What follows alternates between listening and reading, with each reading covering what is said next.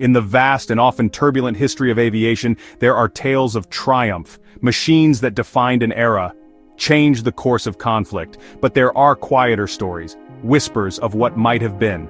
Today, we're uncovering 10 British bombers cancelled before they ever saw combat. Phantoms of the drawing board, ghosts of the hangar, each a testament to human ingenuity and the harsh realities of progress, politics, and the ever-shifting landscape of warfare. Ambitious prototypes, secret projects shrouded in uncertainty, these aircraft never saw combat. A unique ecosystem of design where need and innovation produced extraordinary metal and wire. Their wings never cast shadows over enemy territory, but they tell stories of ambition. Dreams high on paper, grounded by circumstance. Join me in the archives of British aviation, exploring magnificent, unrealized machines. Phantoms of the drawing board. Today we begin with one of the most remarkable. Our journey begins with a truly remarkable creation, the Vickers Windsor. Conceived during the Second World War, its designer Barnes Wallis envisioned a geodetic construction, a complex latticework of metal that gave the aircraft an almost organic appearance.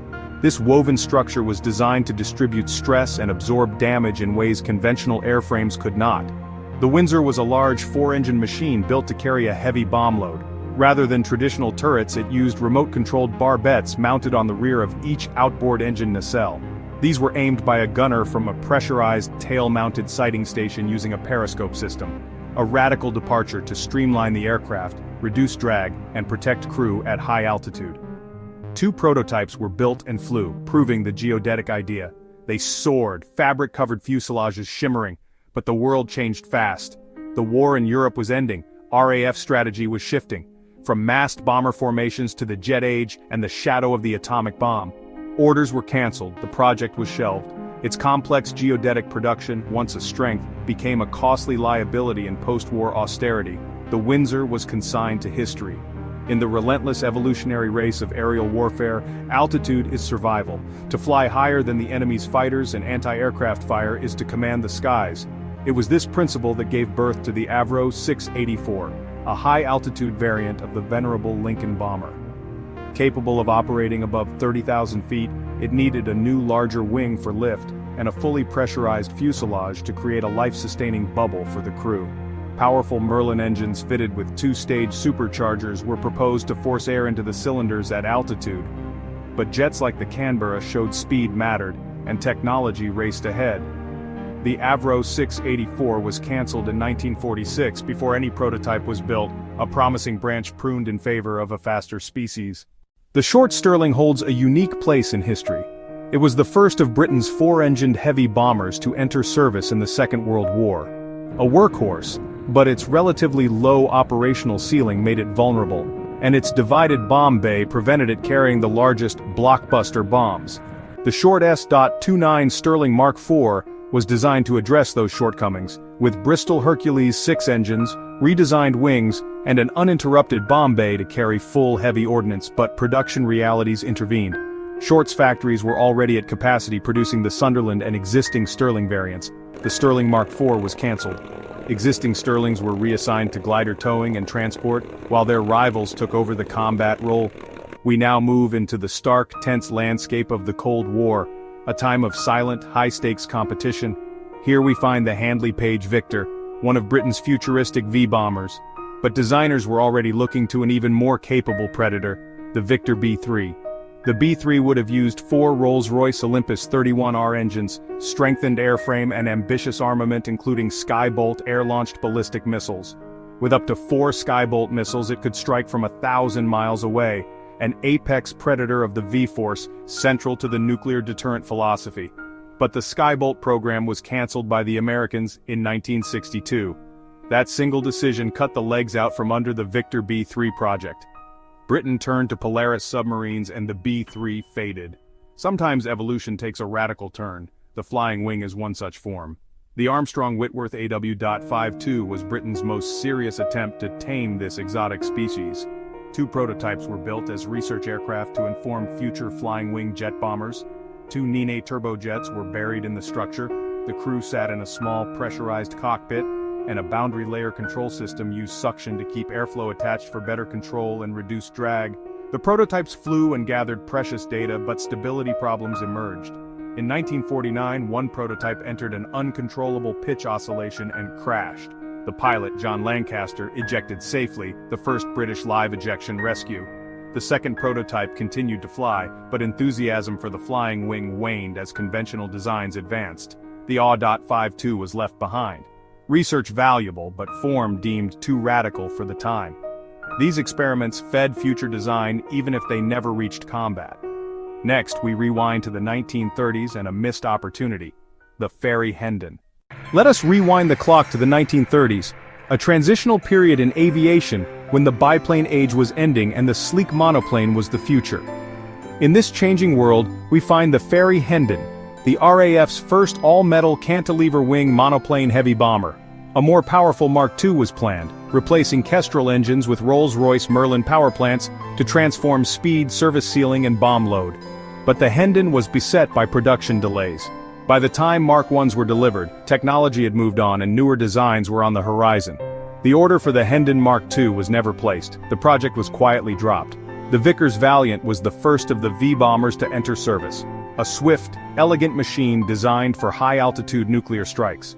But as the 50s progressed, Soviet surface-to-air missiles made high-altitude operations perilous. The Valiant B-2 was created for low-level flight. Reinforced airframe, redesigned landing gear stowed into trailing-edge fairings, painted glossy black for anti-flash protection.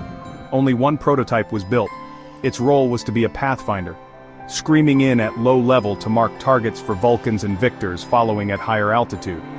When the RAF decided the entire V-force should adopt low-level penetration, the specialized pathfinder became redundant. The prototype was cancelled and relegated to test work. We now encounter a creature of pure speed, an aircraft designed to exist at the very edge of what was technologically possible in the 1950s. The Avro 730 was a project of breathtaking ambition, a supersonic reconnaissance bomber capable of sustained Mach 3 flight at 60,000 feet. Largely stainless steel to resist aerodynamic heating, powered by 8 Sapphire turbojets in a daunting 8-engine layout, a technological Everest. It was a national prestige project, but defense policy shifted. The 1957 Defense White Paper argued the age of manned combat aircraft was over in favor of guided missiles. This seismic policy change wiped many projects out. The Avro 730 was cancelled, the mock-up dismantled, and the dream vanished. Political decisions and shifting strategic doctrine repeatedly determined which technologies flew and which were left on the drawing board. Next, the safety netters and successors, Sparran and the DH.99, and finally a look at how these cancelled machines still shape the future. Their wings may never have carried them into conflict, but their legacy endures. In any high-stakes venture, it is wise to have a backup. In Britain's race to develop an independent deterrent, that insurance policy was the short Sparran. Designed to a less demanding specification, it was a conventional, lower-risk jet evolution of the Lincoln, powered by 4 Avon engines in stacked nacelles. 2 prototypes were built and flew extensively as stable testbeds. They provided valuable Avon engine data used by aircraft like the Hawker Hunter in Canberra. But with the Valiant progressing smoothly, the Sparran was sidelined. Production was cancelled, the prototypes served as test beds, and quietly contributed to later designs. Our final subject never reached prototype stage. The de Havilland DH.99 existed only on the drawing board, a ghost in the machine of design. Conceived in 1941 as a Mosquito successor, it would have expanded the Mosquito's speed-first philosophy, a stripped bomber relying on speed rather than defensive armament. Designed around 2 Napier Sabre 24-cylinder engines with a pressurized 2-man cabin, it promised speeds above 400 miles per hour, faster than contemporary fighters. But Sabre engines were desperately needed for fighters. The Air Ministry prioritized fighters over a new bomber, and the DH.99 was cancelled in late 1941. De Havilland were told to adapt the Mosquito instead. The DH.99 remained a tantalizing sketch, a ghost of what might have been. These cancelled bombers represent a fascinating chapter in British aviation history. Ambitious projects that never took to the skies in battle.